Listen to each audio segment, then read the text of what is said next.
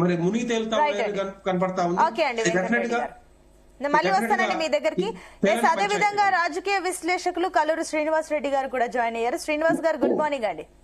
Good morning. Yes, నేను మళ్ళీ మీ దగ్గరకు వస్తానండి. ముందుగా జితేందర్ గారు, సో అటు ఏదైతే ఎమ్మెల్సీ కవిత వారం రోజుల క్రితం వచ్చినప్పటి నుంచి ఏవైతే టాక్ ఆఫ్ ది తెలంగాణ అయిపోయారు, సో మొత్తం మీద దాని గురించి చర్చలు, రకరకాల ఆరోపణలు వస్తున్నాయి. కాంగ్రెస్ అయితే బలంగా చెప్తుంది బీఆర్ఎస్ బీజేపీ పొత్తులకు వెళ్తాయంటూ కూడా అటు కాంగ్రెస్ అయితే బలంగా విమర్శిస్తుంది. సో ఏంటి దానికి ఇందాక మరి వెంకటరెడ్డి గారు అయితే క్లారిటీ ఇచ్చారు, ఖచ్చితంగా బీజేపీ సింగిల్ గా వెళ్తుంది అంటూ కూడా వారు క్లారిటీ ఇస్తున్నారు. సో మీ కమెంట్స్ ఏంటి దీనిపైన? ముందుగా మీకు ప్యానెల్లో ఉన్న వారందరికీ నమస్కారాలు. ముఖ్యంగా ఇక్కడ గమనించాల్సింది ఏంటంటే గడిచినటువంటి 10 సంవత్సరాలలో అప్పుడున్నటువంటి ముఖ్యమంత్రి గారు కల్వకుంట్ల చంద్రశేఖరరావు గారు, మోడీ గారు, వీరు అనేక వ్యవహారాలలో, అనేక కార్యక్రమాలలో, మరి అనేక బిల్లులలో కలిసి పనిచేసింది అనేది దేశ ప్రజలు చూసింది. కోవిడ్ పీరియడ్ లో ఏ విధంగా అయింది, ఆయన చెప్పడం ఈయన చేయడం, మరి ఆ విధంగా చేస్తున్న పరిణామంలో మరి కవిత విషయానికి వస్తే కవిత గారు మరి ఢిల్లీ లిక్కర్ స్కామ్ లో 600 కోట్ల రూపాయల కుంభకోణం, దేశంలో రాష్ట్రంలో మహిళలకు ఒక గౌరవమైనటువంటి పదంలో మనం చూస్తాం. మరి నాకు తెలిసి దేశంలో లిక్కర్ కుంభకోణంలో ఈ విధంగా ఒక మహిళ ముందుకు రావడం అనేది చాలా బాధాకరమైన విషయం. మహిళలు ఎప్పుడు కూడా ఇలాంటి విషయాలలో కలగజేసుకోరు. వేరే కుంభకోణాలు జరిగాయి, కానీ ఆమె నేరుగా 100 కోట్లలో భాగస్వామ్యం ఉందన్నట్టుగా ఈడీ ఆరోపణలు, మరి ఆమె జైలుకి వెళ్ళడం, తిహార్ జైలు నుంచి బయటకు వచ్చిన తర్వాత మరి ఆమె నెగిటివిటీ నుంచి బయటకు రావడానికి ముందేమో మరి గొబ్బమ్మ, తర్వాత బతుకమ్మ అనే రూపకంగా అనేక కార్యక్రమాలు చేస్తూ, మరి అదే విధంగా ఆమె జైలు నుంచి బయటకు వచ్చిన తర్వాత ఒక నెగిటివిటీలోకి వచ్చింది ఆమె. మరి ఆ నెగిటివిటీ నుంచి పాజిటివిటీకి రావడానికి ఆమె చేసే ప్రయత్నం, మరి దానికి ఉన్నటువంటి అంతర్గా భాగంలో జరిగినటువంటి మరి బీజేపీతో మేము రిలీజ్ చేస్తా అంటే వద్దని చెప్పిన అని తనే చెప్పింది కదండి. ఇది ఎక్కడ ఏదో జరిగితే 2 చేతులు కలిస్తే సప్పట్లు వస్తాయి, లేకపోతే ఏం జరగకుంటే ఏమొస్తుందండి ఇక్కడ. మరి ఇదొక్కటి. మరి ఈ రోజులో మరి గడిచిన 10 సంవత్సరాలలో మరి బీజేపీ వారితో కలిసి పనిచేసిండు, అనేక బిల్లుల విషయంలో ఆయన మరి సహాయ సహకారాలు అందించిండు.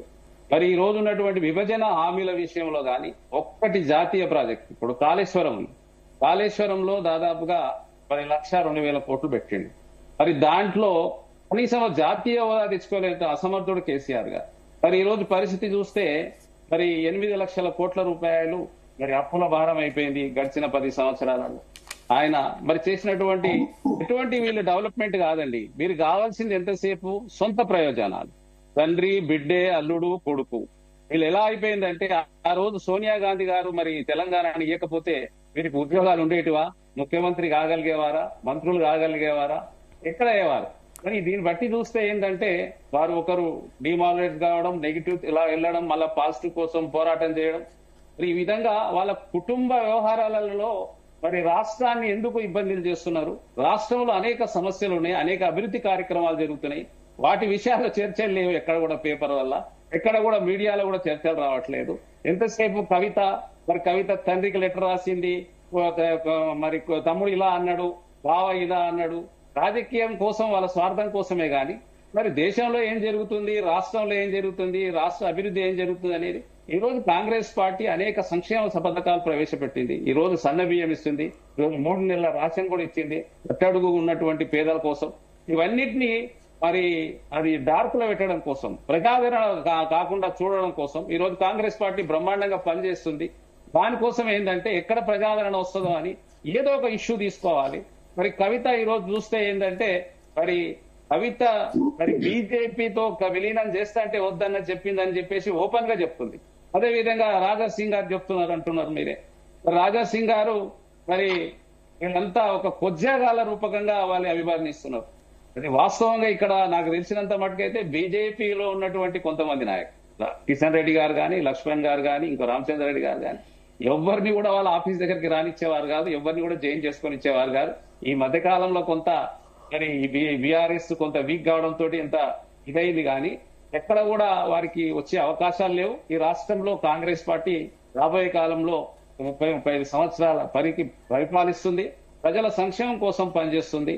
మరి ఇటువంటి నెగిటివిటీ, వ్యక్తిగత ఉన్నటువంటి ప్రచారాన్ని మానేసి అభివృద్ధి విషయంలో తోడ్పాటు అందించాలి. మరి అంటే ఒకటండి జితేందర్ గారు, ఇందాక మీరు అన్నారు కదా, అంటే బీజేపీ బీఆర్ఎస్ బీజేపీతో కలిసి పనిచేస్తుందని. కానీ గతంలో కూడా మీరు కూడా అటు అంటే ఇప్పుడు బీఆర్ఎస్ కానీ గతంలో టీఆర్ఎస్ ఉండే, అప్పుడు యూపీఏ హయాంలో మీరు కూడా కలిసి పనిచేస్తారు కదా. బీజేపీతో కలిసి పనిచేయలేదు కండి, బీజేపీతో అనట్లేదు, టీఆర్ఎస్ తోని కాంగ్రెస్ కలిసి పనిచేస్తుంది కదా యూపీఏ హయాంలో. అప్పుడున్న పరిస్థితులలో అప్పుడు చేయాల్సి వచ్చింది, మాకు పొత్తు కుదరలేదు కాబట్టి వదిలేసేస్తున్నాం దాన్ని. దాంట్లో ఏముందండి? అదే ఇప్పుడు మీరు అన్నదానికి నేను అంటున్నాను, ఇప్పుడు వాళ్ళు పనిచేస్తున్నారు, గతంలో మీరు కూడా పనిచేస్తారు కదా కలిసి. అదేనండి, అప్పుడు ఉన్నటువంటి పరిస్థితులలో ఆ విధంగా రావడం అయింది, చేసినాం. ఇంట్లో కాదంటలేం కానీ ఉన్నటువంటి దాంట్లో గడిచిన 10 సంవత్సరాలలో కవిత గారు ఎంపీగా ఉన్నారు.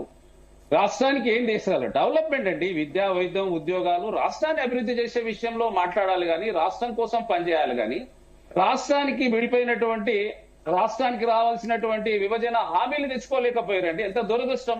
కాళేశ్వరం ఇంత కోట్ల రూపాయలు పెట్టి ఇప్పుడు ఒక